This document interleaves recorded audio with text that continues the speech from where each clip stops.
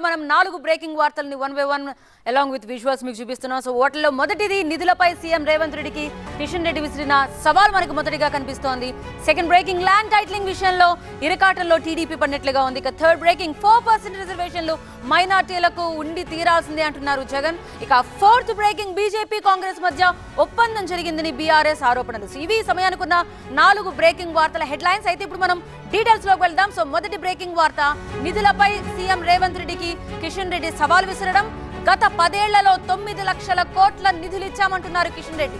UPA NDA ఇచ్చిన నిధులపై చర్చకు సిద్ధమా అని సవాల్ విసురుతున్నారు. కొడంగల్లో లేదా అమరవీరుల స్తూపం దగ్గర చర్చకు సిద్ధమని ఏకంగా వేదిక కూడా చూపించారు.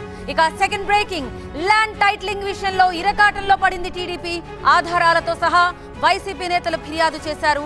టీడీపీపై చర్యలు తీసుకోవాలని సిఐడికి ఈసీ ఆదేశించింది. ఐవీఆర్ఎస్ కాల్స్ తో తప్పుడు ప్రచారం చేస్తున్నారని వైసీపీ నేతలు ఆరోపించారు. ఎన్నికల కోడ్కి విరుద్ధంగా టీడీపీ ప్రచారం చేస్తోందంటున్నారు వైసీపీ నేతలు. మూడవ బ్రేకింగ్, 4% రిజర్వేషన్లు మైనార్టీలకు ఉండి తీరాల్సిందే అంటున్నారు జగన్. రిజర్వేషన్ల కోసం ఎంతవరకైనా పోరాడుతా అంటున్నారు. ఏపీకి వస్తున్న రిజర్వేషన్లపై మోదీ క్లారిటీ ఇవ్వాలంటున్నారు. సో సీఎం జగన్ దీనికి సంబంధించి మోదీ వైపు నుంచి అడుగుతున్న క్లారిటీ. ముస్లిం రిజర్వేషన్లు రద్దు చేస్తామన్న బీజేపీతో చంద్రబాబు జతగట్టారని కూడా సీఎం జగన్ వ్యాఖ్యానించారు. ఇక 4వ బ్రేకింగ్, బీజేపీ కాంగ్రెస్ మధ్య ఒప్పందం కుదిరిందంటున్నారు హరీష్ రావు. చెరో 8 సీట్లు గెలిచేలా ఒప్పందం చేసుకున్నారంటున్నారు. రాష్ట్రంలో నిశ్శబ్ద విప్లవం రాబోతోందంటున్నారు.